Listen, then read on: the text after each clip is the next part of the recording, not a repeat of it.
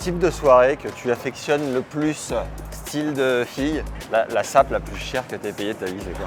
Dans la même journée ou dans le shop? Que parfois tu as des gros craquages oui. qui peuvent arriver, t'as perdu, t'en as ras le cul, t'arrives, Ouais. t'en prends 3 et tu les démontes. C'est important de faire attention pour son corps, tout ça. Putain, merde. Vas-y là. Comment ça va? Ça va mon Terence? Très bien et toi? Magnifique. Bienvenue à Melbourne. Enfin, Merci beaucoup. toi t'es là depuis un petit moment déjà. Un petit moment, ouais. 2-3 jours. Et avant?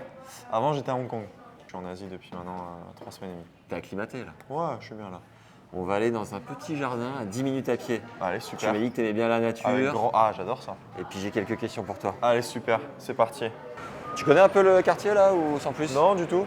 Non, l'année dernière, en fait, j'étais arrivé la veille, donc j'étais directement au Grand Hayat, Ouais. mais qui est juste derrière. Donc c'est vrai que non, là, je connais pas trop. Je suis sorti un peu avec ma copine pour aller manger un peu là. Il y a un mall à côté qui est sympa, avec un bon mexicain, des bonnes ramen, mais je connais pas du tout le coin. J'ai pas encore de petites adresses sympas de café, tout ça. Alors j'adore ça en plus, donc Ah ouais? non, on n'a pas encore cherché avec Karine. Parce qu'en Australie, il faut savoir qu'en Australie, par rapport à ce qu'on pense, l'Australie, ils produisent les meilleurs cafés au monde. Eh ben oui, c'est une des spécialités de Melbourne. Incroyable. Figurez-vous, on y va ou pas? Ouais, On fait des fous? ouais, bien sûr. Bon donc Terence, tu as 22 ans. Ouais, c'est ça. T'es dans l'année de tes 23 ans là Ouais. en 2025. Absolument, Tu viens de Boulogne-sur-Mer. absolument, tout à fait. Tu es français, Oui, gaucher, oui. un peu fou, Un peu beaucoup. explosif. Très explosif. Qu'est-ce qu'on doit dire d'autre sur ton pédigré? Voilà, non, t'as bien résumé. Et puis après, je pense que je suis quand même quelqu'un d'assez gentil de nature, assez agréable à vivre et assez tranquille, assez posé. Donc je pense qu'on peut rajouter ça. Ouais. Puis après, sur le terrain, c'est une autre histoire parce que j'ai un tennis qui est, on va dire, totalement à l'inverse de mon caractère de tous les jours. J'ai un tennis qui est très explosif, très nerveux et très énergétique. Ouais. Alors que contrairement en dehors du terrain, justement, je dépense pas d'énergie du tout.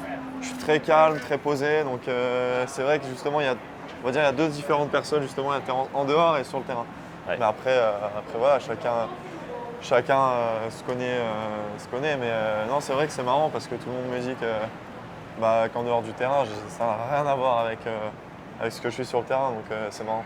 Tu mesures combien? 1m94. Belle bête. Ouais. Et ça, 94 pour 82 kg. bien Ouais. proportionné. Ouais, Et ouais. en plus, tu décolles, mon gars, au service. Non, mais c'est vrai. Ça décolle haut. Moi, ça m'a assez frappé sur les Ouais. montages qu'on a fait à Boulogne, où tu as une détente, une explosivité de ouf, mais, Ouais, je suis très explosif. en toute décontraction. C'est-à-dire Ouais. qu'on n'a pas l'impression que tu grilles beaucoup d'énergie pour autant. Non, pas du tout. C'est ouf. Non, c'est juste mon tennis. Tu l'as vachement bossé ça ou c'est naturel? Non, c'est naturel parce que je suis un profil quand même extrêmement aérien. Ouais. Donc c'est vrai que depuis tout petit, tu vois, même quand je faisais mes coups droits à service, je sautais déjà très haut à l'époque et c'est vrai que c'est contrairement à d'autres joueurs qui sont vachement ancrés au sol, tout ça. Moi, si par exemple je fais ça, au bout de 30 minutes, quand il fait chaud, je vais cramper. Ouais. Et à l'inverse, ces mecs-là, s'ils essayent de sauter comme moi, etc., en 30 minutes, ils vont cramper aussi. Ouais. Donc en fait, c'est vraiment chacun son. C'est mécanique. Il y en a qui sont beaucoup plus aériens, qui ont des profils plus aériens. Souvent, c'est les mecs qui sont fins, qui sont grands. C'est un peu très aérien. Tu as des mecs un peu comme Shapovalov qui sautent dans tous les sens. Même un peu Djokovic au final qui saute quand même pas mal. Alcaraz qui saute aussi beaucoup. Ouais. Mais eux en plus, ils arrivent quand même à rester quand même beaucoup plus bas parce qu'ils sont forts, ils sont moins grands. Ouais. Mais tu vois, tu as d'autres joueurs comme Stefanos, tout ça, qui sautent beaucoup sur un terrain. Et ouais, non, ça dépend vraiment du type de morphologie que tu as à la base. Et puis après, forcément, c'est travaillé, mais enfin, je veux dire, c'est vraiment naturel maintenant. Bon, et donc on est en Australie, mec, c'est quand même ouf. Ouais, Quand t'étais. Déjà, à quel âge t'as commencé le tennis? j'ai commencé à 7 ans. Et quand t'avais dans ces âges-là, tu matais un Ouais. peu à la télé ou... Bien sûr. C'est tous quoi les jours. tes premiers souvenirs de Melbourne quand t'étais jeune? Tu te souviens de quoi? Bah, Les odeurs, les sensations, les couleurs. Non, À gauche, je me les gars, là. Là À gauche, là. Non, je me souviens pas. Je me souviens pas vraiment des premiers moments où je regardais la télé un peu sur ces matchs, mais je me souviens de mes premières fois où je suis allé voir vraiment du tennis de très haut niveau quand j'étais très jeune. Quand j'ai joué l'année dernière en qualif j'avais perdu 7-5 ou 3 au premier tour qualif. C'était quand même bizarre un peu de se retrouver à l'endroit justement où j'avais regardé quand j'étais tout petit et qu'on se retrouvait sur le terrain. Mais Et Melbourne, t'as pas des souvenirs de quand t'étais jeune? À la télé? De se réveiller le matin et de voir les matchs non, pas vraiment. Non? Non, parce que à la base, quand j'étais plus Ça va, jeune, ta je mémoire, regardais, Théo, je regardais sur- pas trop la télé. Ah ok. Quand j'étais Tu jeune, je jouais regardais pas plus, trop. déjà. Ouais, je jouais qu'aux jeux vidéo quand j'étais tout petit, donc c'est vrai que je regardais pas trop la télé étant jeune. Et en général, si je regardais la télé, je regardais pas le tennis, donc c'est vrai que je m'y suis mis quand même tard. Ouais. Quand j'étais jeune, j'aimais pas du tout regarder le tennis, Ouais. mais vraiment je détestais ça. Je pouvais pas regarder un match, ça m'énervait. Ah ouais. Et Et maintenant, tu peux ou pas? ouais, bien sûr. Non, maintenant je peux pas passer une journée sans regarder le tennis, mais Ouais, mais Enfin, je veux dire, à entre le partir- regarder sur les réseaux sociaux et un match entier, c'est différent. Non, le regarder vraiment sur Tennis TV, prendre le temps d'analyser tout ça, Ok, sur des matchs complets, des joueurs, tout ça, ouais, non, bien sûr. d'accord. Je suis très actif sur Tennis TV, sur YouTube, tout ça, où je regarde quand même pas mal de choses, mais On y va? là, je crois que. On attente? Ouais, Allez, on est bien, on est bien, on est bien. ouais, c'est Melbourne. Et donc là, t'es dans l'année, t'es 23 ans. Ouais, T'as eu une année un peu charnière ouais, où j'ai il y a eu, ouais, des hauts et des bas avec Ouais, j'ai une à année. Roland par Ouais, exemple, où le comportement c'était pas toujours ouf. Ouais, bien sûr. Et on sent que tu essaies de canaliser tout Ouais, ça. bien sûr. Est-ce que, à la fois, tu vois, moi je me dis, t'as le mec a presque 15 ans devant lui, si physiquement ça tient, Ouais, ce qui est bien sûr, énorme. Bien sûr. Et à la fois, ça peut passer très très vite. Ouais, c'est pour ça. Est-ce que tu as l'impression d'être passé un peu à cause de ton mental à côté de cette année? Ouais, Ou tout à comment fait. tu le vis Ouais, toi? 100%. Bah, 100%. Pour moi, cette année 2024, ça a été un échec complet sur toute la ligne. À ce point-là? Ouais, carrément, oui, parce que je visais pas du tout. Je visais pas du tout rentrer l'année mes 23 ans, être en qualif à l'Open d'Australie. Donc c'est vrai que j'étais quand même vachement déçu. Mais après, c'est de ma faute. J'ai fait les mauvais choix. Je me suis entouré peut-être avec des mauvaises personnes sur cette année. J'ai fait quand même pas mal de mauvais choix tennistiques dans mon tennis, etc. J'ai essayé de changer des choses. Enfin, disons que cette année, il y a eu beaucoup de premières fois, Ouais. on va dire. Tu sens que tu te cherches? Ouais, et puis je me suis cherché quand même pas mal. J'ai essayé de changer des choses que je devais peut-être pas changer et inversement, j'ai essayé de garder des choses que je devais changer.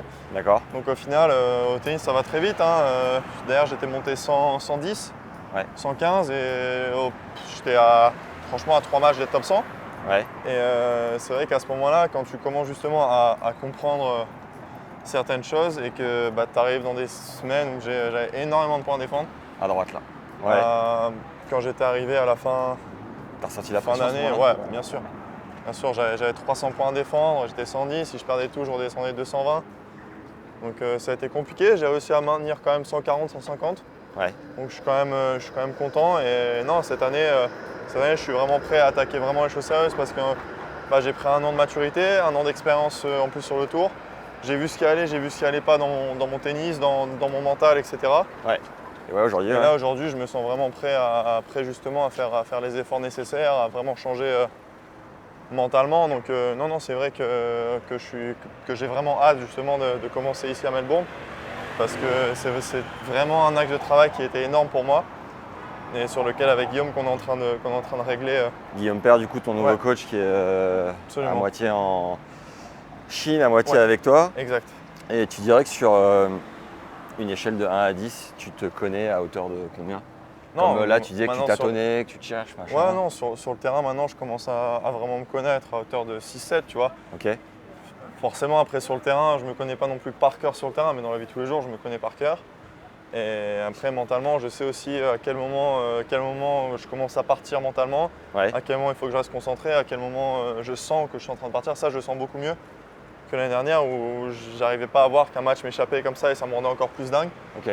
Et là, cette année, c'est vraiment mon objectif principal, c'est de réussir à faire une saison pleine où mentalement, de A à Z, un soldat, un guerrier, et puis on y va sur tous les matchs, tous les tournois, sans prise de tête, avec le sourire, et puis aller, quoi. Et puis arrêter de penser aux points, à l'argent, enfin des choses comme ça. Donc non, c'est un travail au quotidien qui est pas évident, et de l'extérieur qui va se faire ressentir sur le terrain cette année, j'espère. Enfin, c'est le but, mais Est-ce que c'est un discours qu'on t'a donné un peu tout cuit comme ça? Genre Guillaume t'a dit par A plus B, mec, faut que tu lâches sur l'argent, faut que tu lâches Ouais, sur les bien sûr, points. oui, bien Et sûr. toi, du coup, tu te l'appropries ou c'est vraiment Ouais, un truc que c'est- tu as, Non, non, que essaies de ressentir au fond de toi, quoi, tu Non, vois. mais c'est vraiment un truc que je ressens aussi. Et puis Ouais. c'est vrai que le discours des coachs, forcément, c'est quand le coach a le bon discours, bah forcément tu l'écoutes et tu réalises qu'au final, ouais. Et puis Guillaume, comme il a énormément d'expérience, je l'écoute énormément. Et c'est vrai que ce qu'il me dit, j'essaie vraiment de l'assimiler, de le garder en moi tous les jours. Ouais. Et c'est vrai qu'il a raison sur toute la ligne. Donc c'est vrai que maintenant, il faut que je change. Et puis il faut arrêter de dire oui sur le papier et puis pas le faire sur le terrain. Tu vois, c'est sur le terrain la seule et vraie vérité. Donc non, là pour l'instant, tu vois, à Hong Kong, j'ai fait un match complet, j'ai pas dit un mot, je suis perdu, mais pareil, j'étais stable du début jusqu'à la fin, j'y suis allé du début jusqu'à la fin. C'était Et- pas trop contre non, naturel. non, même Non. pas. Et puis tu vois, la différence, c'est que tu vois, je sors du terrain, j'ai perdu, mais quand j'ai eu ce comportement et que j'ai produit un tel tennis, tu vois, je me dis que bah, c'est pas grave, je vais juste me rentraîner pour la semaine prochaine et derrière ça va aller, tu vois. Et je reviens justement dans un espèce de processus de progression tous les jours. Ouais. Et où il n'y a aucune pensée extérieure parasite qui vienne justement sur le projet parce que c'est vraiment une ligne droite et on y va tout droit et puis on y va, on se bat, on fait pas attention à ce qui se passe autour et c'est tout, quoi. Tu nous as dit un truc assez ouf à Boulogne sur Ouais. Guillaume, c'est que tu avais besoin d'un gars comme lui qui te laisse pas le choix, c'est-à-dire Ouais. qu'au premier pétage de câble, Il se casse. il se casse. Ouais, ouais. Est-ce que c'est toujours le cas? Ouais, c'est toujours le cas, bien sûr. Et est-ce que tu peux nous ça expliquer- sera le cas et ça sera le cas tout au long de ma carrière. Est-ce que tu peux nous expliquer pourquoi est-ce que tu as besoin de ça et si t'as pas ça, ça marche pas finalement? Ouais, parce que je suis un mec où j'ai quand même un très gros caractère, donc c'est vrai que si on me laisse ça, je vais prendre ça naturellement. Ouais. Donc c'est vrai qu'un mec comme Guillaume, justement, qui me laisse justement pas le choix, pas d'opportunité et qui me fait comprendre que c'est pour mon bien, Ouais. bah tu l'écoutes et tu lui dis oui et tu veux pas te mettre en travers, quoi. Donc injouable de péter une raquette. Non, non. Bah, Et ça te faut pas dire, démange parfois faut ou pas pas? dire, non, faut Est-ce pas que dire dans ta injouable. chambre en solo, tu... Faut pas dire injouable parce qu'on sait jamais de quoi demain est fait et ça se trouve je vais en casser une sur une connerie comme des mecs peuvent en casser alors qu'ils en cassent jamais, tu vois ce que je veux dire. On a dit Alcaraz, il n'a jamais cassé de raquette, voilà ce qui est arrivé, mais enfin je veux dire c'est pas une histoire de casser des raquettes, c'est une histoire de comportement et juste de behavior, tu vois, c'est juste une histoire de behavior tous d'attitude. les jours, d'attitude et au final, ça ne me sert pas dans mon tennis. Donc à partir du moment où ça ne me sert pas dans mon tennis, il faut juste l'enlever parce que c'est parasite. Donc il faut juste rester sur... parce que des émotions, j'en aurai toujours. Frustré, je serai toujours frustré. Ouais. Mais ce qu'on est en train de travailler avec eux, mais ce qu'on a bien amélioré là-dessus, c'est que je peux être frustré, c'est normal, c'est humain. Être frustré peut-être 5-10 secondes et derrière les 15 secondes d'après, avant le point, putain, c'est juste de rester centré sur le point qui arrive. Ouais. Parce que c'est une chance, quoi. Chaque point, c'est une chance de marquer un point. Donc c'est un peu con justement de se laisser justement dérégler par son comportement sur 3-4 points d'affilée. Et concrètement, sur la partie mentale, Ouais. est-ce que tu fais appel à un prépa particulier ou Non. c'est vraiment des échanges avec Guillaume? Non, c'est des échanges avec Guillaume, c'est des réflexions aussi personnelles tout seul. Et puis c'est... Avec d'autres personnes aussi? Ouais, avec d'autres personnes là, tu vois. Il y a du monde? Ouais, beaucoup de monde. Combien à peu près? Ouais, 10. Ah quand même. Une belle équipe. Ouais, une belle équipe. Tu peux nous les présenter ou pas? Non. C'est genre... Ils veulent rester anonymes. C'est vice versa quoi. Ouais, ils veulent rester anonymes. Mais non, mais... Est-ce que tu as Nostalgie, comment il s'appelle? Tu l'as vu vice versa ou pas? Inside non, j'ai pas vu. T'as vu? Oui, il y avait avec toutes les émotions elles qui ont- se battent. elles ont tout un prénom, ouais. C'est monstrueux. C'était quoi dans le 2 là, la anxiété? Anxiété, Ta anxiété, mon gars, elle avait une présence. Toi, anxiété, c'est laquelle, tu dirais, l'émotion la plus présente avec laquelle tu te bats? Avec laquelle je me bats, c'est avec la frustration. Ok, c'est frustration Ouais, qui appuie sur tous les boutons. Ouais, frustration, c'est... Et comment tu essayes de Je sais l'éteindre? pas, justement, parce que j'essaie de rester focus sur le point d'après. Ouais, Et j'essaie de tout faire justement pour garder l'énergie que j'ai pour faire des bonnes choses. yes. Et c'est vrai que c'est compliqué. Au début, je pensais vraiment que prendre un préparateur ou une préparatrice mentale, ça allait m'aider justement dans ce genre de problème-là. Mais au final, tu vois, je me rends compte qu'au final, sur le terrain, on reste quand même seul. Je vais te dire, ouais, écoutez quelqu'un qui va te dire de souffler, qui va te donner des méthodes, etc. Ouais, mais bon, au final, tu es à 5-5 au troisième, tu es en demi t'es en demi d'un 500, tu vas mouiller comme un taureau, comme n'importe quel être humain en fait. Ouais. Tu vois ce que je veux dire? Donc des techniques c'est bien, mais au bout d'un moment, faut aussi réussir à gérer seul, parce qu'au final, sur le terrain, on est seul 365 jours par an. Donc moi c'est venu de moi-même justement, ce changement, c'est parce que j'avais vraiment envie de changer au fond de moi-même. Ok. Et je pense qu'à partir du moment où ça ne vient pas de toi-même, tu peux faire ce que tu veux, appeler qui tu veux, ça ne changera pas, quoi. Il y a eu un truc assez intéressant, c'est pendant la campagne à Boulogne, tu nous as dit que sur 10, tu étais à 0 en team player. Ouais, et 0. c'était hyper honnête Ouais, d'admettre un peu que pour toi c'est compliqué. Ouais, très. Et il y a eu un autre truc génial, alors déjà je pense que du coup cette année ça t'a, comme l'année dernière, appris, peut-être ouvert Bien un peu sûr, les chakras bien sûr, là-dessus. tout à fait, tout à fait. Et ce qui était génial, c'est, alors de l'extérieur, toi tu vas nous dire comment tu l'as vécu, c'était le coaching avec Arnaud. Ouais. Sur la chaise, alors sans le caresser dans le sens du poil Non. ou quoi que ce soit. Non, franchement, c'était génial. Est-ce que tu peux nous dire ce que ça t'a apporté? Si ça t'a rien apporté à certains égards, tu peux aussi nous le dire. Non, mais Qu'est-ce que tu es allé grappiller là-dessus? en fait, sur Arnaud, On peut traverser là. je savais que tennistiquement, il allait rien m'apprendre. Ouais. Il le savait aussi, je pense. Ouais. Voilà, il est pas bête. Il gère je sais pas combien de personnes, mais il sait que tennistiquement, il va rien nous apprendre. Donc juste petit contexte. Arnaud, qui est directeur d'une société, fondateur, directeur d'une société qui s'appelle Extia, de 3500 employés, qui sont des ingénieurs qu'il place sur des missions dans des entreprises. Et donc très bon, je pense, d'un point de vue managérial pour avoir monté tout ça. Sûr. Et comment est-ce que ça s'est adapté avec toi? Comment est-ce que le groupe a vécu sur le terrain? En fait, j'ai l'impression qu'il nous a pris comme un groupe de ses employés, comme il a l'habitude de faire. Ouais.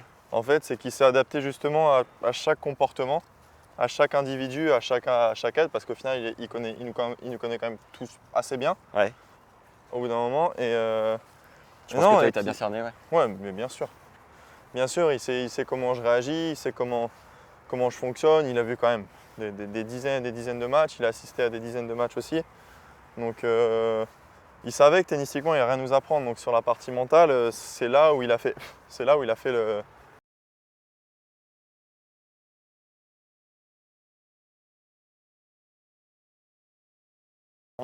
Elles vont pas être là l'année prochaine, je te dis. Non, et c'est vrai que mentalement, il m'a beaucoup apporté, mine de rien, parce que tennistiquement, on n'a pas besoin d'être devin pour savoir qu'il ne va pas nous apprendre comment faire un coup droit, qu'il ne va pas avoir de recette miracle. Et tu sens qu'il t'a mentalement, concrètement? Ouais, mais concrètement, mentalement, il m'a beaucoup appris. Il m'a beaucoup aidé surtout. Tu gardes quoi de ce qu'il a pu dire? Je garde tous les discours, qu'ils soient bons, qu'ils ne soient pas bons, mais au final, il a raison surtout parce qu'il a un œil extérieur qui est quand même très intéressant, mine de rien. Ouais. Et puis voilà, comme il s'intéresse énormément au tennis, il commence vraiment à connaître aussi bien le tennis. Donc franchement, l'année prochaine, s'il continue comme ça, il va pouvoir m'apprendre à faire un verre, hein, ça ne me surprendrait pas. Il apprend très vite, je veux dire, en 5 semaines, il avait formé une équipe il a une équipe de warriors, et il aimait tous, on est tous bien, on se sent tous bien quand on rentre sur le terrain. Ouais. Et on sent vraiment que ça vient de lui et que c'est sincère, tu vois. Il fait pas juste, il vient là, il fait juste pour faire plaisir à Franck, et derrière après il repart chez lui et tu vois, il n'est pas impliqué plus que ça. Là, on sent vraiment que ça vient vraiment du fond du cœur et qu'il veut autant gagner que nous, quoi. Donc, il y a ce match contre Benoît où tu sauves 7 balles de match. Ouais. Et il te dit j'ai confiance, je sens que ça va passer. Ouais. Alors que franchement, le score le montre pas. Bien sûr. Toi, est-ce qu'à ce moment-là, tu te dis oui. Je lui dis oui pour lui faire plaisir? Non, mais Ou est-ce que te donne un truc dans les boyaux? Non, tu te dis putain, je le suis. Mais de toute façon, ce match-là contre Benoît, il y a 99 chances sur 100 que je le perde. Pourquoi? Mais pourquoi? Parce que, cite-moi des mecs qui ont gagné un match qui sont venus de 9-3 dans le Super Tie-Break à 11-9. Non, chez les mecs, hein, pas chez les filles. Tu vois. Nathan Sage à 34. Non, mais tu vois, sans offense. Franck Pack à 33. Sans offense, mais à haut niveau, tu vois, ça arrive jamais. Enfin, c'est des scénarios qui sont improbables, qui arrivent une fois tous les 100 matchs, quoi. Ouais. Et non, et c'est vrai qu'avec Arnaud, on s'en foutait du score. Nous, ce qu'on voulait, c'était vraiment faire un match plein. Ouais. Et on voulait vraiment rester et tenir cette ligne de conduite de A à Z. Donc au final, quand on a tourné à 9-3, lui, il avait confiance en moi j'avais confiance en mon jeu. Et puis je me suis dit, vas-y, mais perds, mais vas-y à 100%. Ouais. Parce que Benoît avait été meilleur sur l'intégralité du Super Tie-Break, il m'avait laissé aucune chance. Ouais. Il avait joué, il rejouait encore ses top 50 à l'aise.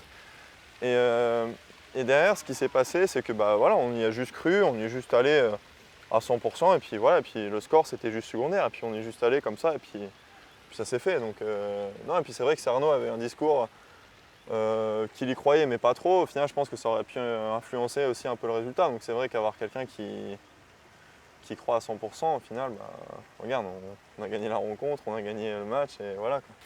C'est génial qu'un match comme ça, un peu anecdotique entre guillemets, Ouais, bien puisse te sûr. servir pour ta carrière, quoi. Ouais, mais non, mais c'est toujours comme ça. De toute façon, on sait très bien que les tournants des carrières, ça se joue à rien, quoi. Ouais.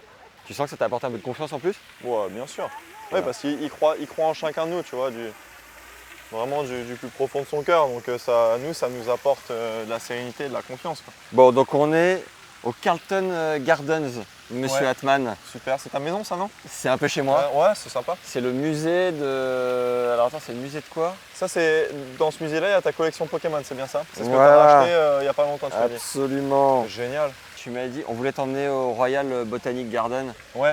de base, mais c'était un peu loin. Ah, Et tu m'as mince. dit, moi j'adore, c'est ma passion la nature. Ouais, Tu j'aime te bien, foutais de ma gueule ou c'était vrai? Non, c'est vrai, j'adore ça. Ah ouais? Ouais, j'aime bien, c'est là, tranquille. Voilà, c'est dommage parce que j'ai pas mon chien, mais avant, quand j'étais plus jeune, que j'étais chez moi, j'avais mon chien et puis on se baladait tout le temps. Moi, j'adore ça, les espaces verts comme ça, des beaux monuments comme ça, je trouve ça magnifique. Et... Même quand tu es en Chine et que Non, tu mais prends en le temps Chi- d'aller te promener un peu? En Chine, tu rigoles. En Chine, la première fois que je suis arrivé à Pékin, véridique, hein, si tu pourras demander à Robin, tout ça. Attends, je te coupe juste, tu veux pas faire une photo avec ta copine là? Tu veux pas montrer Je crois qu'il y a Terence qui veut Non, aller à non, côté mais faire non, des mais- souvenirs. je vais Il est encore pas avoir- chaud, il est pas Je vais chaud. encore avoir des problèmes après, en off. Et non, non, Et donc en Chine, ouais? Et non, mais en Chine, une vraie anecdote. La première fois que je suis arrivé à Pékin, j'ai vu sur le plan qu'il y avait tellement de choses à visiter que je suis parti à midi, je suis revenu à 21h. C'est bon ça. Je me suis baladé pendant 9 heures de suite, j'ai fait tous les endroits possibles et imaginables de Pékin. T'es C'était cramé monstrueux. quoi. Oh, c'était monstrueux. T'as laissé tout ton influx. Genre, sur les 4 dernières heures, j'avais plus de batterie sur mon téléphone, je savais pas où j'allais, mais putain, mais j'y allais, quoi, tu vois. Énorme. Ouais, c'était monstrueux, j'adore ça. Ah, c'est cool. Non, j'adore ça, mais surtout avec des villes qui me tiennent à cœur, tu vois. Melbourne, c'est sympa quand même comme ville. Ouais. Donc non, je suis pas venu ici, mais au niveau du Ritz-Carlton, au niveau du Grand Hyatt, tout ça, je me suis quand même pas mal baladé. Il y a 2-3 restos français, justement, avec des Français à l'intérieur qui sont super sympas aussi, qui sont adorables, Trop que bien. je vais aller voir d'ailleurs la semaine prochaine. Ouais. Et non, franchement, j'aime bien, j'aime beaucoup. L'un des sponsors de Terence, c'est Extia qui rend possible cet épisode et qui emploie 2500 ingénieurs informatiques. Arnaud, le capitaine de l'équipe de Boulogne-sur-Mer, en est le fondateur et Terence fait partie d'une dream team de 5 joueurs, Constant Lestienne, Arthur Hinderknecht, Hugo Nice, Arthur Cazot qu'on interviewera aussi, et tous soutenus par Extia et le numéro 1 des Great Place to Work en 2024. Et nous, on a voulu plonger dans les soft skills de Terence, ces talents secrets qui font toute la différence et qui rendent son jeu encore plus stylé. Sur la partie Extia, ils nous ont un peu conseillé d'aller sur les soft skills. Est-ce que tu... Les soft skills. Les soft skills. Est-ce que tu as déjà entendu ce terme ou... Non, soft aim, ouais, mais soft skills, non. C'est quoi soft aim? C'est une triche sur Call of. Ah, magnifique. Soft skills, en gros, c'est des savoir-faire qui ne sont pas vraiment palpables, type la communication, Ouais. le coaching, la Ouais. gestion du mental, Bien sûr. tu vois, Bien tirer sûr. au sniper avec du sang-froid. Ouais, bien Ce sûr. genre de trucs que tu n'apprends pas nécessairement à l'école, mais plus sur Ouais, le terrain. c'est inné, quoi, ou un truc inné, quoi. Et Ok. du coup, le lien le plus cohérent à faire avec, par exemple, quelqu'un qui bosse chez Extia, Ouais. c'est eux, tu vois, ils vont avoir affaire à un manager, ils vont essayer de s'épanouir dans leur taf, Bien sûr. d'être augmentés tous Mhm. les 2-3 ans, d'apprendre des trucs et tout. Bien sûr, ce qui est très intéressant. Et avec le job de joueur de tennis, toi, Mhm. ça va être la gestion de ta com avec Guillaume, par exemple, Guillaume Père. Ouais. C'est quoi votre manière à vous? Guillaume, c'est un peu comme si c'était ton manager dans une boîte, quoi, on va dire. Ouais, bien sûr. C'est Ouais. quoi votre manière à vous, par exemple, de préparer les matchs et de les débriefer? Déjà, la préparation de match, à quel moment il va te la faire Oh, bah, c'est avant simple. un match, quoi? C'est simple, il me l'a fait. Ça dépend, soit on en parle le soir, la veille au soir, Ouais, soit on en parle peut-être 1 heure après le match, mais souvent avec Guillaume, on ne parle pas trop des adversaires. On parle surtout de ce que j'ai à faire. ouais, Et une fois qu'on est sur le terrain, on voit justement pendant le match ce qui va, ce qui ne va pas. Parce que on peut faire autant d'analyses qu'on veut. Si ce jour-là, ce mec-là, sur des analyses, il y a 80% de chances qu'il ne mette pas un revers dedans, et qu'au final sur ce match-là, il met que des lattes en verre et il rate pas. Ouais. Au final, tu vois, ta stratégie, elle tombe complètement à plat. Donc Ça soit là. on essaye j'essaie juste de rester moi-même, de respecter mon caractère, mon plan de jeu, et j'essaie juste de faire du terrain Sandman. Et non, au final, le discours de Guillaume qui a été non, mais ces mecs-là, tu les bats, il n'y a pas de souci, tu restes toi-même. Et au final, il m'a tellement mis dans le crâne que j'étais meilleur qu'eux, Ouais. que quand je suis rentré sur le terrain, mais je me suis dit que c'était lui l'outsider, tu vois. Alors que sur le papier, alors que tout le monde rigole si je dis ça, tu vois. Ouais. Et au final, ça m'a vraiment servi parce qu'au final, j'ai fait un match quand même où j'ai fait 7-6, 7-6. Ouais. Où lui, d'une part, a été très impressionné par le niveau. Et d'une autre part, où moi, je sors de match, je me dis putain, mais ce mec-là, il est 7e mondial, il est 4e mondial. Je me dis putain, mais je fais des matchs comme ça, putain, vas-y, fonce, fais une année comme ça. Et c'est pour ça que cette année, j'ai choisi Guillaume parce que je veux voir justement cette année jusqu'où on peut aller ensemble. Ouais. En respectant et en voulant vraiment respecter ce genre de conditionnement mental et ce genre de tennis. J'ai envie de voir jusqu'à la fin d'année jusqu'où je peux aller avec Guillaume. Et là, par exemple, il t'a trouvé un coach pour les semaines où il n'est pas là, Ouais. un Hollandais. Bien sûr. Si ce Hollandais te fait pas aussi peur que lui, comment tu vas Non, faire? il fait peur, le Hollandais. Ah ouais? Ouais. Pourquoi? Ouais, C'est genre un ours? ouais, c'est pareil. C'est comme Guillaume, comme Robin. Faut pas les faire chier, quoi. Ok. Ouais, donc au final. Et pourquoi est-ce non, qu'avec c'est Robin, parfait. tu pétais des câbles pour autant? Parce qu'il te laissait faire? Non, non, même pas. Mais c'est que j'étais moins mature, j'étais plus jeune, C'est juste que je pense qu'au final, je me rendais pas vraiment compte des conséquences que ça peut avoir, ce genre de comportement, parce que en 2023, je joue encore des futurs. Ouais. 2024, j'ai commencé à jouer un peu sur le circuit et je me suis rendu compte que au fur et à mesure de l'année, justement, que ce genre de comportement en futur, en challenger, ça peut passer, mais arriver en challenger, arriver au niveau et en ATP, ça passe plus. Donc ça a été beaucoup de réflexion et c'est quelque chose que je suis en train de travailler. Et Guillaume me disait que Roger, ça lui a pris 3 ans pour vraiment qu'il change du tout au tout, parce qu'il était vraiment pire que moi à l'époque. Et qu'en 3 ans de temps, il arrivait, il disait plus un mot sur le terrain. Ouais. Donc c'est un travail quotidien. Et puis c'est pas parce que là, j'ai un bon comportement sur les 3 derniers mois que ça ne veut pas redescendre. Donc rien n'est acquis et j'essaie vraiment de travailler dessus tous les jours.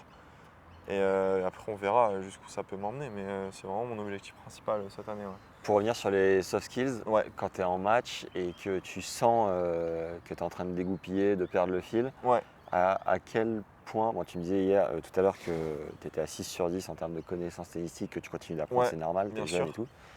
À quel point tu arrives à te raccrocher aux branches pour pas laisser filer le match? Et comment tu fais? On veut du concret pour que les mecs en entreprise ou quoi puissent se dire ok, je sens, admettons que ce dossier ne me plaît pas, j'ai envie de le balourder, je suis pas dedans. Non, mais c'est simple.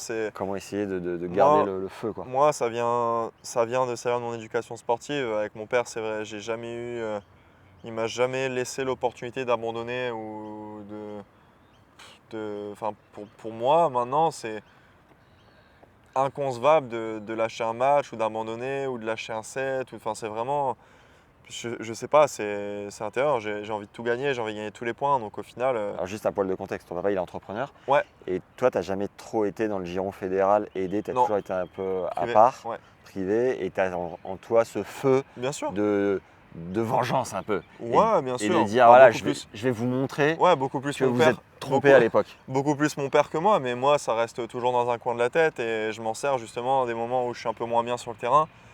Et c'est là où je me dis, attends, putain, je suis quand même arrivé jusque-là pour ça, putain, vas-y, ça vaut tellement le coup, on ne sait jamais ce qui peut se passer, un match, ça peut tourner très vite, tellement vite. Donc au final, non, j'essaie juste de m'accrocher comme un chien sur tous les points, essayer de me battre et d'être un guerrier, quoi. Ouais.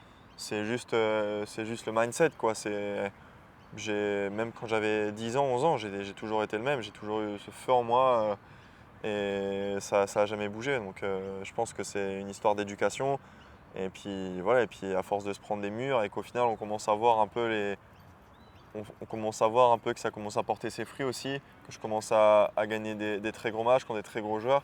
C'est là où ça donne encore plus envie de t'arracher. Ouais. Et je pense qu'en entreprise, voilà, quand on finit un dossier qui était à la base, qui te semblait vraiment très compliqué, et qu'au final, et que le dossier tu le boucles et que tu dis putain, mais ouais, c'était dur, mais je l'ai fait, au final, ça te motive quand même à en faire d'autres.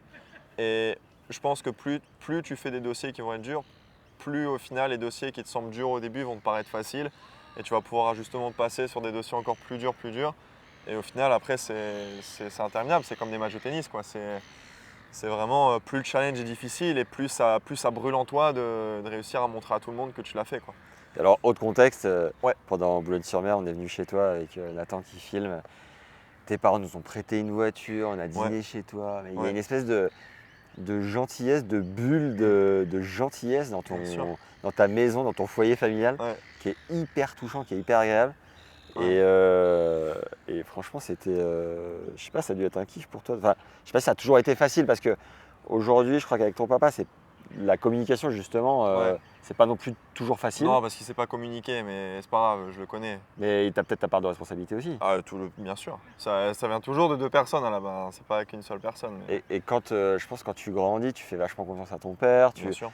Voilà, vous partagez des trucs forts. Bien sûr. À quel moment tu t'es dit, là, il faut que je m'émancipe, il faut que je prenne un coach et il faut que j'arrête de faire confiance à pourtant la personne qui t'a peut-être le plus porté dans tes premières années, quoi.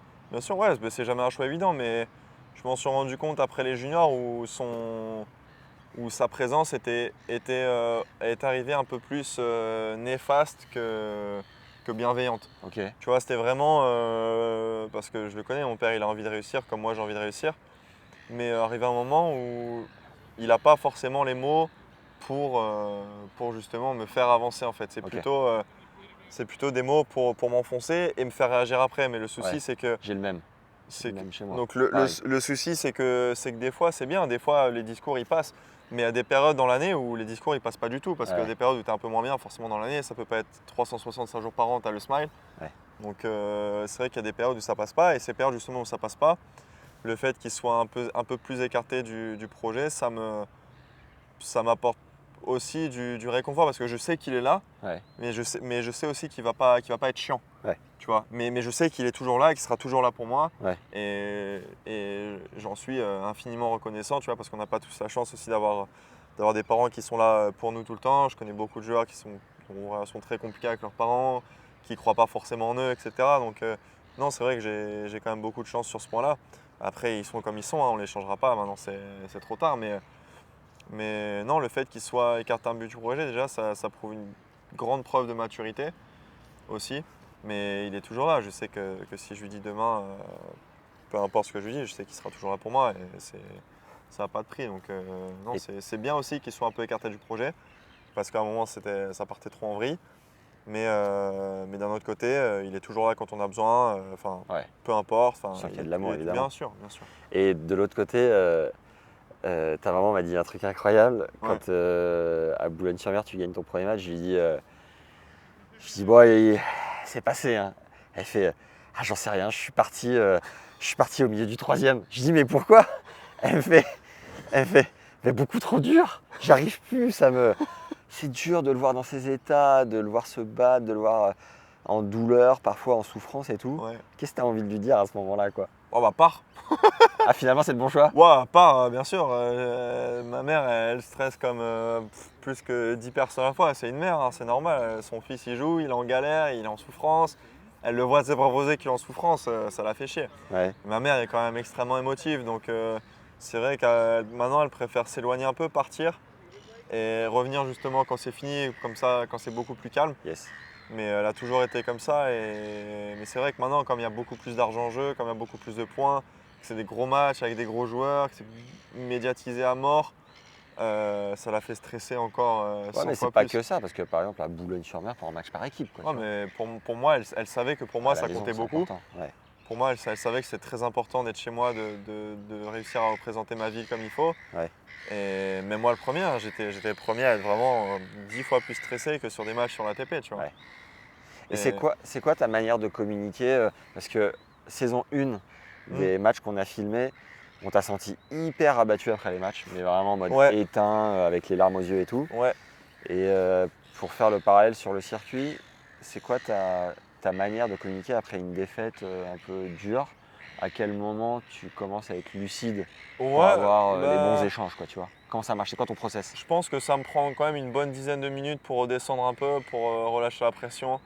Parce qu'en général, sur les 10 minutes à partir d'un match où j'ai perdu, je commence vraiment à penser à tout ce que j'ai fait, tout ce que j'aurais pu faire justement pour gagner ce match, toutes les occasions que j'ai pu louper, ou toutes les fois où il a mieux joué, où j'aurais dû être un peu plus sérieux sur certaines choses. Donc c'est vrai que ça me prend 10-15 bonnes minutes pour réfléchir. Et puis après voilà, comme je t'ai dit, j'ai une confiance absolue sur le tennis envers mes coachs. Donc c'est vrai que d'une part, je suis un peu énervé, mais d'une autre part, je sais que leur discours va me faire évoluer. Donc au final, je les écoute.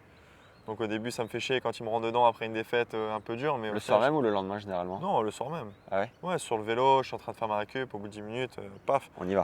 Ouais, on y va, bien sûr, on y va. Après, on en reparle à tête reposée pendant le dîner. Mais il y a toujours un bon débrief déjà à chaud directement sur le vélo. Et puis après, il y a une deuxième couche aussi après le match où là, on est plus justement focus sur ce qui arrive après. Ouais. Et en général, sur le vélo, c'est plus ce qui s'est passé pendant le match. Ce que j'aurais pu mieux faire, même avant la préparation, tout ça. Donc, Moi, ce que je trouve encore un peu déroutant, c'est que j'ai l'impression que si tu gagnes, tout va bien dans le meilleur des mondes. ouais, Et si tu perds, t'es effondré, alors que ça peut se jouer à rien, quoi, tu ouais, vois. bien sûr. Ouais, bah, justement, c'est Pourquoi encore tu une gères fois, comme c'est ça? une partie mentale. Là, je le gère beaucoup mieux justement parce que le tennis c'est toute ma vie et que je sacrifie ma vie entière pour vivre ces moments-là. Donc c'est vrai que quand on perd, justement, c'est un peu comme si tu perdais ton job en fait. C'est comme si tu avais échoué dans ta tâche. Ouais. Tu vois ce que je veux dire? Donc c'est comme si tu voulais monter une vidéo et putain, ça te prend 4 heures et qu'au final c'est de la merde et que tu t'abandonnes tout, tu as envie de tout casser, tu vois. Nathan, ça. Tu vois, Nathan, tu vois, il va sûrement me comprendre, mais je veux dire, quand tu n'as pas le résultat que tu veux, ça dépend comment tu réagis. Mais, C'est quand Nathan l'envoie à Franck et que Franck lui dit attends, non, faut mettre tout ça. ouais, là, Et que Nathan lui dit parle-en à Maxime. Et qu'il préfère pas trop, tu vois. ouais, voilà. Enfin, tu vois, ce genre de moment-là, Ouais. moi, je vis que pour ces moments-là. Donc c'est vrai que quand tu as sacrifié ta vie entière pour ce sport et que tu arrives et que le jour même, tu te sens bien, putain, et que ça tourne pas en ta faveur, alors que pourtant, tu sais très bien que tu as tout fait parfaitement. Ouais. Et que ça tourne pas en ta faveur, moi des fois des matchs ça me rendait hystérique. Ouais. Des fois j'étais fou J'étais fou et non, et c'est vrai que maintenant je prends beaucoup plus de recul et avec le tennis on a de la chance, c'est qu'on a des chances toutes les semaines. Tu vois, c'est pas comme la boxe où tu te fais fracasser le crâne et que tu es obligé d'attendre 6 mois pour revenir en forme. Ouais. Donc non, c'est vrai qu'au bout d'un moment quand tu te rends vraiment compte que tu as des chances toutes les semaines et que faut continuer, toujours être dans un process de progression, etc.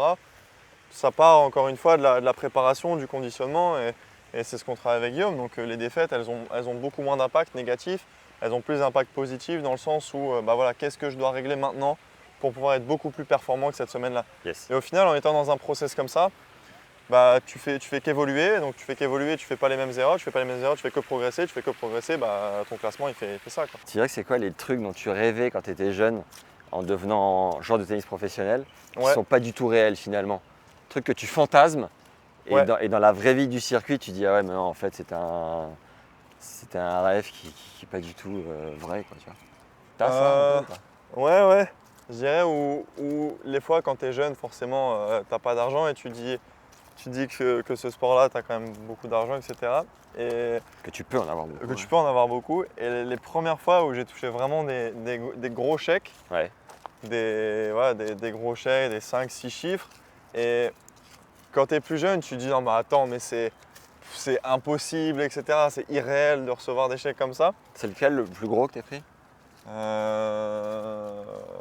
Ici, sur un seul tournoi, Ouais, c'est à Melbourne, j'ai pris 74 000 € c'est beau. sur la semaine. Dollars ou euros? Non, euros. Ouais, c'est beau. Euros. Avant impôt ou après impôt? Après impôt. Après impôt? Ouais. Donc ils te restaient ça sur ton compte? Ouais. Ça fait plaisir. Ouais, ça veut dire que j'ai reçu le virement, j'avais 74 000. Ouais. Après, c'était Rome où j'avais 55 000. Ok. Après Roland où j'avais les 50 000, etc. Et au début, quand j'étais plus jeune, je me dis non, mais attends, mais putain, je vais pouvoir faire ce que je veux avec cet argent, ça va être génial. Ouais. Et au final, quand tu reçois le chèque, donc tu le reçois sur ton compte en banque, et tu dis, bon attends, j'ai mon coach à payer, j'ai ça. Au final, tu dis, c'est bien, mais tu t'en fous quoi en fait.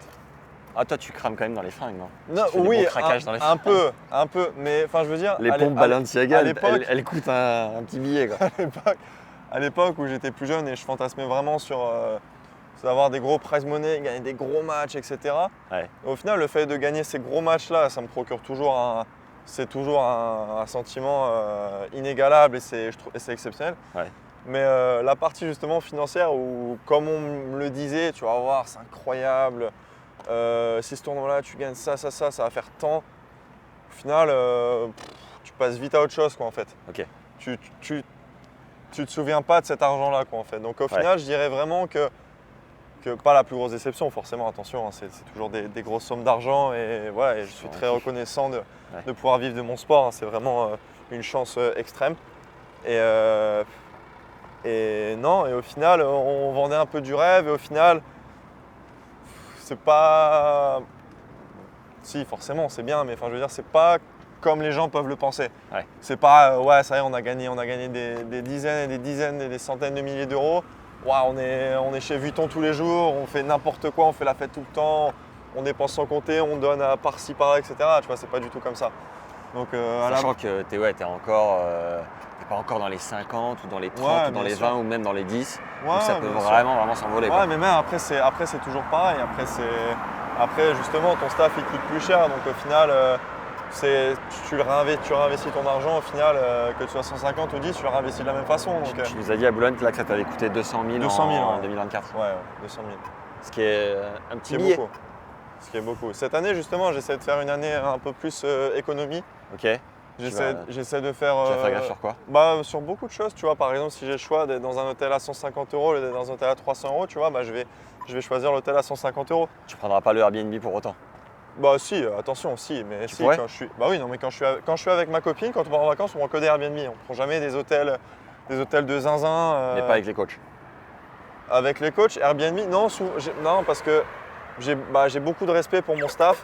Ouais. Et c'est vrai qu'eux, par rapport à nous, ils sacrifient leur vie pour nous. Ouais. Enfin, tu vois un peu le truc.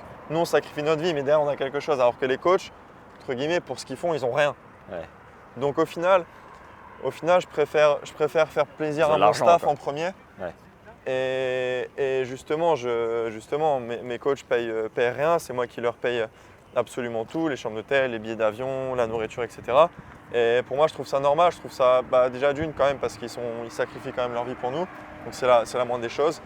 Et si j'ai l'opportunité de leur faire des cadeaux par-ci par-là, putain, mais j'y vais sans même réfléchir parce que au final, c'est grâce à eux si on est là. Et je pense que beaucoup de joueurs l'oublient. Au final, quand j'entends à droite à gauche comment ça se passe, les coachs, joueurs, etc., les coachs qui sont surtout sur la WTA où les coachs sont vraiment pris pour des serpillères et même à très haut niveau, hein, je ne citerai pas d'exemple, mais à très haut niveau, ça se passe vraiment, vraiment mal. Je me dis que d'une, déjà, je fais une bonne action. Alors certes, je ne suis pas riche comme eux, mais je fais quand même plaisir à mon staff, j'essaie quand même de les mettre dans des meilleures conditions. Ouais. Pour qu'ils soient contents, heureux, épanouis dans ce qu'ils font et pour qu'ils aient aussi un minimum de reconnaissance dans ce qu'ils font. Donc je mets la priorité vraiment à mon staff cette année avant de la mettre à moi. Moi, ça ne me dérange pas, je peux dormir n'importe où. J'ai déjà dormi dans des hôtels pourris sur des futurs, tout ça, il n'y a pas de souci là-dessus. C'est pas du tout un problème pour moi. Et je mets en priorité. Ça voyage en business ou pas? Non, tu vois, là on a fait Hong Kong, Melbourne, on était trois billets, les trois je les ai pris en business.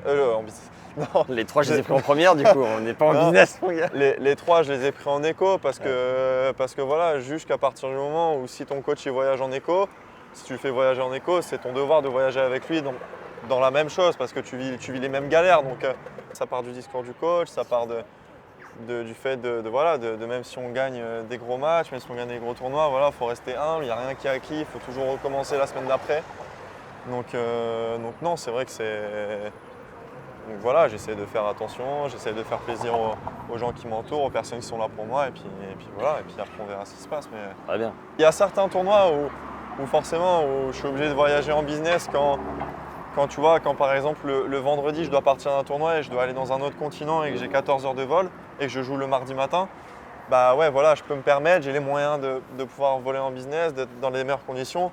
Voilà, putain, ça reste quand même aussi de l'investissement. C'est pour de la récup. Ouais. C'est pour de la récup, c'est pour quand même arriver dans des meilleures conditions. Entre le fait de pouvoir être allongé, dormir et le fait d'être comme ça, serré avec deux autres personnes à côté de toi que tu connais pas, et là avoir ton propre siège, ta propre intimité, Tu peux faire ce que tu veux, tu peux dormir, tu peux regarder ta série, tu peux demander à manger quand tu veux.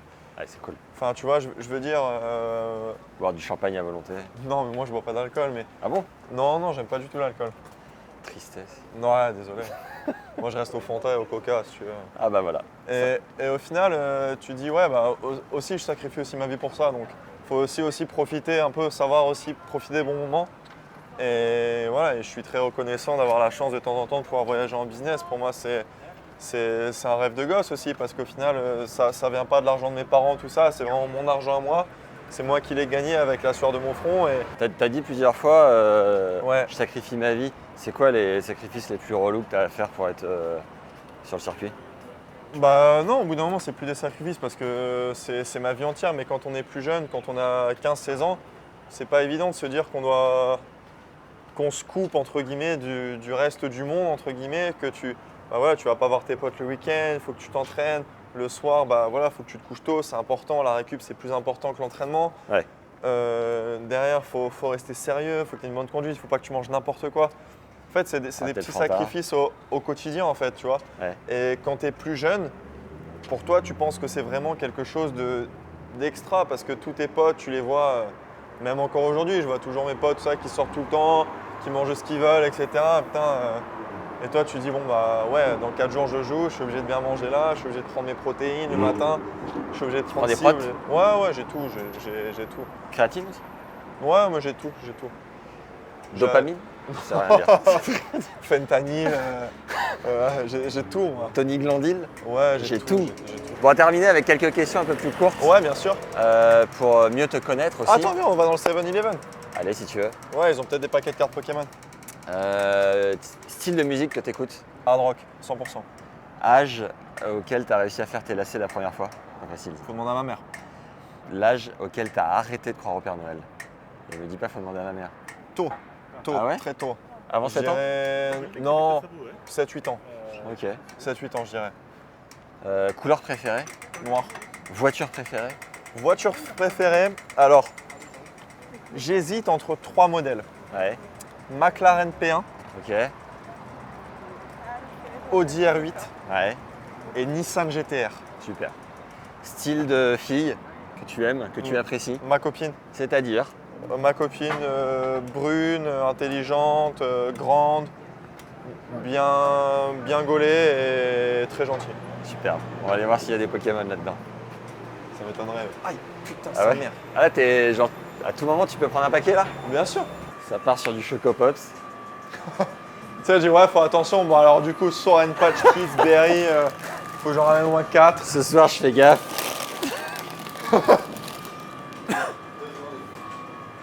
Ouais, tu disais, faut faire gaffe quoi. Ouais, non, bien sûr, c'est important de faire attention pour son corps, tout ça. Son corps, c'est important et voilà quoi.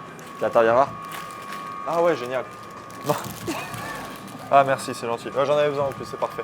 Est-ce que, non mais vraie question, est-ce que parfois t'as des gros craquages Bah oui, qui peuvent arriver bien sûr, mais et genre, tout le monde, c'est humain. t'as perdu, t'en as ras le cul, t'arrives, Ouais. t'en prends 3 et tu les démontes. Oui, alors moi, La tête dans le frigo. Attends, je vais te dire ça. C'est quoi ton rituel à toi Moi, de ça craquage? m'arrive des fois quand je perds des gros matchs et que je me dis putain c'est bon, ça me saoule, j'en ai marre et souvent on en repart le lendemain. Alors ça peut m'arriver de m'envoyer une tablette entière de chocolat. Lequel? Tout ce qui est à base d'Oreo, tu vois, genre un truc comme ça là. Ouais, bien dégueu. Après une bonne défaite, un truc comme ça je peux me l'envoyer vraiment en 3 minutes chrono. Ah ouais, bien. Mais T'as pris le temps de le savourer. à part ça, non, si peut-être voilà, je perds et le soir même je suis dans l'avion, peut-être un truc comme ça peut passer. Ouais. Mais c'est jamais des trucs vraiment excessifs parce que. Et, en fait, le coach te laisse faire? bah ouais, parce qu'en fait, le truc c'est que quand c'est pas au quotidien, quand c'est juste occasionnel, en fait, ça affecte rien par rapport à d'autres sports, tu vois, où je parlais avec Jimmy dans la course, il prend 100 grammes sur son corps, il me dit les stats elles sont C'est pas qui, du tout. Jimmy? Gressier, coureur à pied qui est 5 fois champion d'Europe en 5000, 10 000, recordman d'Europe en 5000, enfin. Belle bête. Ouais, un athlète, un très bon pote à moi qui habite à Boulogne aussi. Et non, tu vois, on a quand même la chance aussi d'avoir un sport où, entre guillemets, la nutrition, elle passe en second plan, tu vois. Tu peux franchement, la veille, hein, sans rire, hein, tu peux t'envoyer un truc comme ça, je peux t'envoyer ça et ça. Le lendemain, tu peux arriver sur le terrain, putain, tu peux jouer l'acier. Hein, il n'y a pas de souci. Nalbandian, il avait plus mes abdos que les tiens. Hein. Il n'y a pas de souci, tu regardes. Non. Bon, n'oublie pas l'objectif qui est de trouver des cartes Pokémon. Ah oui, oui. Attends, je vais me prendre une coconut water aussi. Bon, il n'y a pas. Hein. T'es défait ou pas? Non. Non, je m'attendais. Au Japon, ils en ont beaucoup dans les 7-Eleven. Ah non. Ça, toutes ces merdes là, By any chance, do you sell some Pokemon cards? Pokemon? No Pokemon cards? Ah, it's okay, no problem. Thank you. Comment ça, it's ok? Non, tu fais un scandale. Tu fais un sketch. Non, je suis déçu, pas de cartes Pokémon. Pokémon préféré du coup? Pokémon préféré, Rayquaza, le dieu du ciel. Ah ouais? Ouais. Il est rare lui? Ouais, très rare, c'est un Pokémon légendaire. C'est le meilleur. Chanson préférée? Je dirais Another Life par Ok. Motionless in White. Film? Film préféré? Ouais. Oh, c'est dur là. Allez, vas-y, Star boum. Wars épisode 3. Ville préférée? Ville préférée, Boulogne-sur-Mer. Oh genre! Mais quel mytho! Sans aucun débat. Ah putain! Joueur de foot préféré? Cristiano Ronaldo. Athlète que t'admires le plus? Cristiano Ronaldo. Métier que t'aurais fait si t'étais pas dans le tennis? Footballeur. Au hasard? Non, non, footballeur. Ah ouais? Quel poste? Attaquant. Ou alors vraiment un métier qui sort hors contexte sportif. Ouais. J'aurais bien aimé être agent de joueur. Ah ouais? Ouais, ça m'aurait fait kiffer d'être agent. Tu penses que t'es assez requin pour l'être? Parce que, à un moment Non, donné, mais je peux l'être. Faut sortir les dents. Ouais, je peux l'être. Ouais, des petits coups de pied par-ci par-là, ça m'aurait pas dérangé Tu pour, sais faire? pour avoir des gens. Non, je sais pas faire, mais j'aurais appris. D'accord. Ça ou alors, comme mon père justement, avoir des entreprises et gérer des mecs comme ça, faire des devis, tout ça, ça m'aurait fait kiffer aussi. Ok. Et footballeur, le côté équipe, toi qui n'es pas trop team spirit? Ouais, mais justement, j'aurais appris sur le terrain et c'est vrai que la différence entre les joueurs de tennis et les joueurs de foot, c'est que t'es au foot, t'es en Ligue 2, t'es en fin de Ligue 1, tu gagnes des salaires par rapport au tennis qui sont astronomiques, alors que Ouais. nous, on est des joueurs qui sont entre 250 et 300e mondiaux et galèrent comme je sais pas quoi. Et si on compare la même chose au foot, 250e mondial, t'es quand même en première ligue ou tu peux être dans des gros clubs. Ouais, c'est hallucinant. Et la T'es différence, elle est- à 3-4 millions par an peut-être. Ouais, voilà, au tennis, si tu as 70 000, si tu as 100 000 euros à la fin d'année, C'est beau. en étant 270, 280, c'est beau, c'est que tu as fait une bonne année. Et à la fois, c'est mieux que le ping-pong, le squash. Exactement, c'est mieux que le tennis de le table, judo. c'est mieux que beaucoup d'autres sports, hein, Ouais. l'athlétisme. Enfin, je veux dire, où des mecs se sacrifient toute leur vie justement pour pas gagner un centime, quoi. Et ça, c'est. Non, mais on a quand même aussi beaucoup de chance dans le tennis, c'est qu'il y a quand même aussi beaucoup d'argent, on l'oublie, mais c'est quand même le sport de raquette le mieux payé au monde, c'est quand même dans le top 10 des sports les mieux payés au monde. Hein, donc, Bouffe préférée? sushi. Type de soirée que tu affectionnes le plus? Oh, Terrence, toi qui es un énorme fêtard. ouais, nuit blanche de vidéo avec mes potes. Ah ouais? Ah, ça, c'est vraiment le type de soirée, tu vois, où je suis en vacances, Ouais. je suis chez moi, j'invite 3 potes, ils viennent les 3 avec leur écran.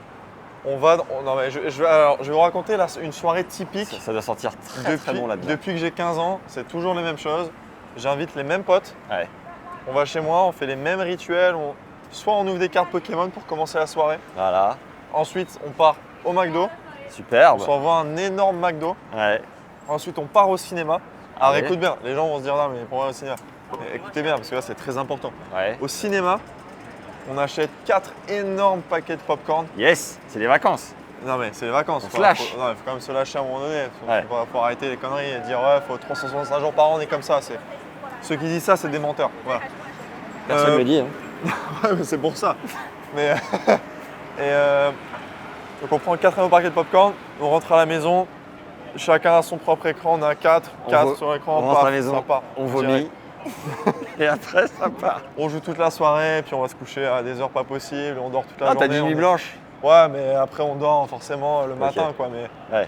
Mais après on est explosé toute la journée, mais au moins Mais t'es bien quoi. on fait une soirée, voilà, putain, faut se détendre un peu aussi. Et la à quel nouille, hein, moment faut les arrêter. meufs rentrent en jeu là-dedans? Dans ce plan foireux?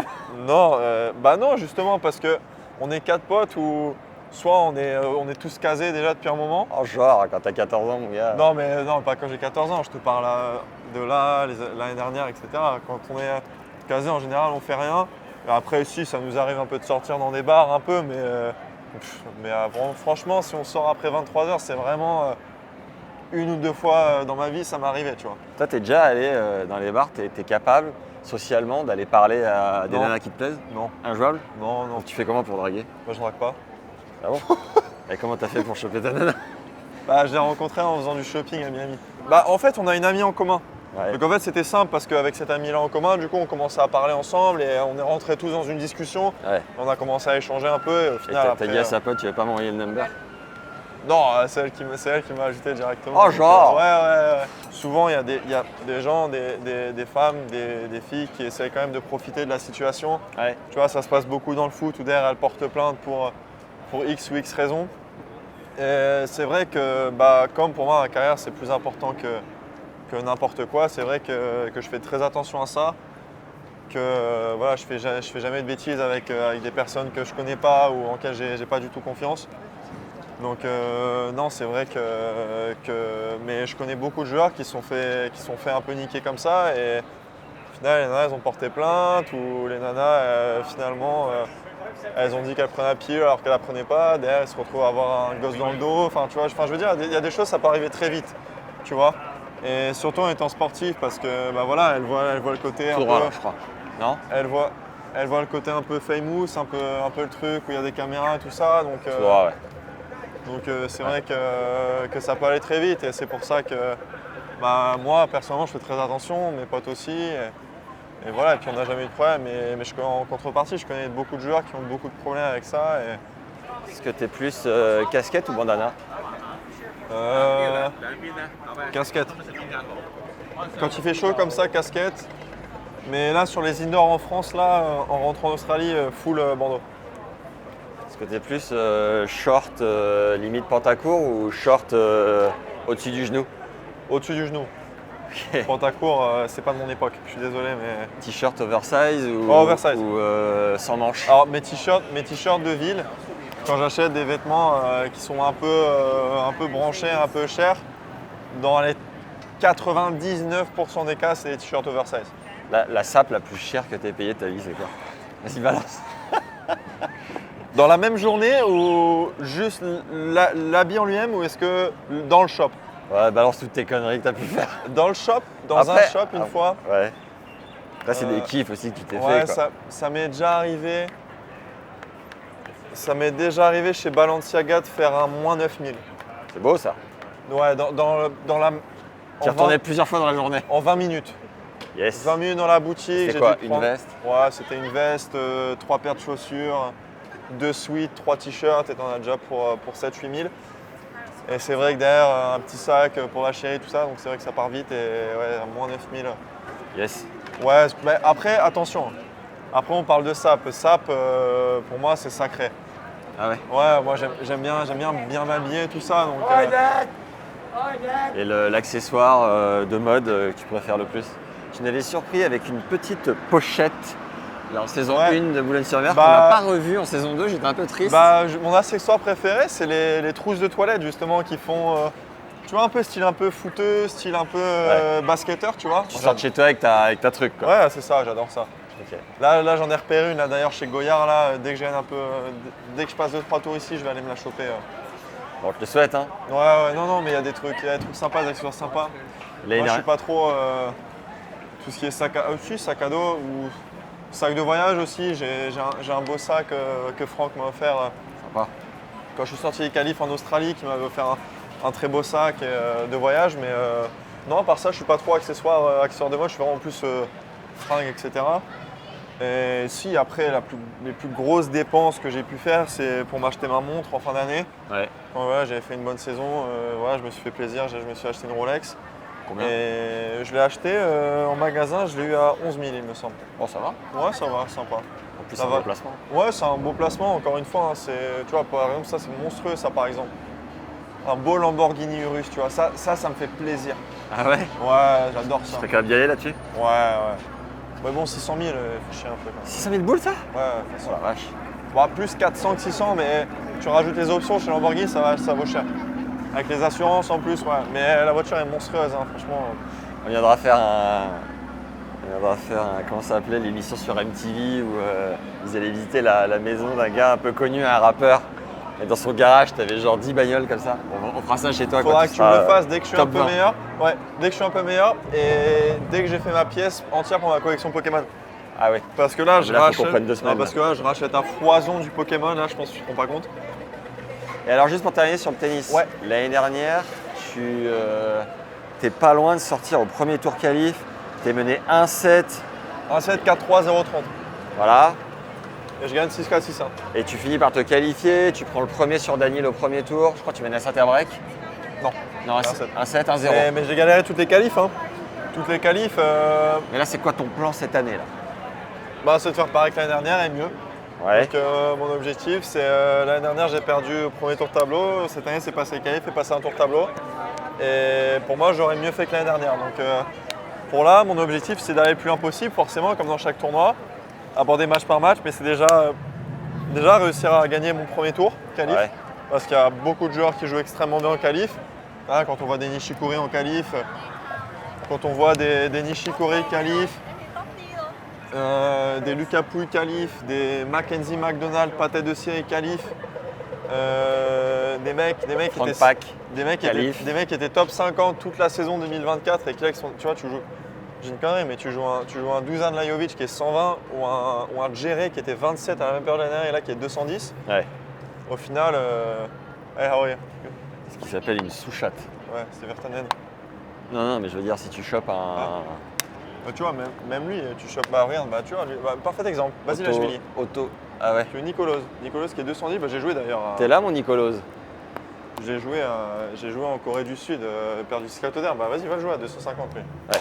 Enfin, je veux dire, il y a beaucoup de tours qui sont traquenards, donc c'est vrai que si les grands chelems, ça dépend aussi beaucoup des tableaux finaux aussi, des tableaux que tu as. Et puis voilà, et puis après, forcément, de toute façon, pour arriver dans les meilleurs, il faut battre les meilleurs. Donc au bout d'un moment, c'est les meilleurs, ils sont ici. Donc si tu veux être parmi eux, faut les battre. Ouais. Et puis. C'était au-dessus, non? Ouais, et puis voilà, et puis on verra bien comment ça se passe. On va déjà essayer de passer le premier tour, et puis après on verra bien Quand ça se goupille. bien sûr, tu sais. Ah non, Mercure. Ouais, voilà. Ouais, Ah, toi? ouais, moi ça va super. C'est quoi tes chaînes YouTube que tu suis? Compte Insta? Alors, Squeezie Gaming, Ah, tu regardes? Ah ouais. Gotaga, Je connais pas. On s'en fout. Tennis Next. TV. Ouais. Tennis TV, après, en général, je suis soit beaucoup de tennis, ou soit jeux vidéo, donc c'est l'un ou l'autre. Là, en ce moment, je me suis mis avec Karine, on s'est mis à regarder les Mr Beast Games. Ok. Ouais, très C'est intéressants, bien. qui sont sortis sur Prime Video d'ailleurs. C'est un monstrueux qui Plus organise gros youtubeur du monde. 300 300 000. 350 millions. 350 millions. Ouais. Tu sais D'abonnés, qu'on lui a ouais. proposé 1 milliard pour racheter sa chaîne YouTube Ouais. et il a refusé. 1 milliard d'euros. De dollars. Ah, mais c'est énorme. Ouais, j'avais vu un reportage comme quoi il dépensait 50 à 100 millions par vidéo pour Ouais. faire un jeu, etc. Putain, c'est incroyable. C'est ouf, hein. Et là, du coup, on s'est mis à regarder ça avec Karine hier. Ouais. Et parce qu'on a fini Squid Game, on voulait voir un truc sympa et du coup on s'est mis à la chaîne de MrBeast. Et putain, monstrueux. Et puis après, pareil, hein, toujours pareil, ça change pas. Depuis que j'ai 15 ans, je regarde toujours tout ce qui est Squeezie, Gotaga, Squeezie Gaming, j'adore. Hein, tous les best-of, tout ça, j'adore. Blitzstream aussi parce que je regarde beaucoup de chess, Ok. des échecs. Donc je suis pas mal Blitzstream et sur Insta, tout ce qui est sport et mes potes. Et alors, important, un petit mot pour les extiens. Ouais. Les gens de Tennis Legend, évidemment. Bien sûr. Les deux extiens, réunis. les deux réunis, qu'est-ce que tu leur dirais un petit coucou? Bah non, voilà, je les embrasse très fort et puis voilà, et puis dès que j'ai l'occasion de passer dans les locaux, je le ferai avec plaisir. Là, c'est vrai que je vais avoir un moment après l'Australie où je vais être quand même pas mal en France avec les ATP et Challenger, donc j'ai décidé de rester en France après l'Open d'Australie pour jouer Montpellier, Marseille, Lille, etc.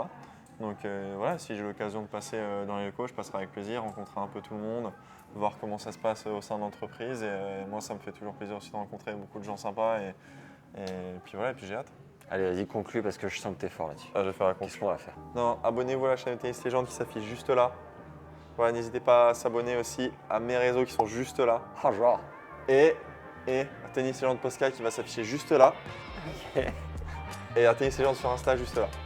Il est fort. Pas monstrueux? Allez, bon tournoi, mec. Merci beaucoup, c'est gentil. Merci d'avoir pris le Ciao, temps, ciao. c'était cool. Avec plaisir. Ciao, ciao.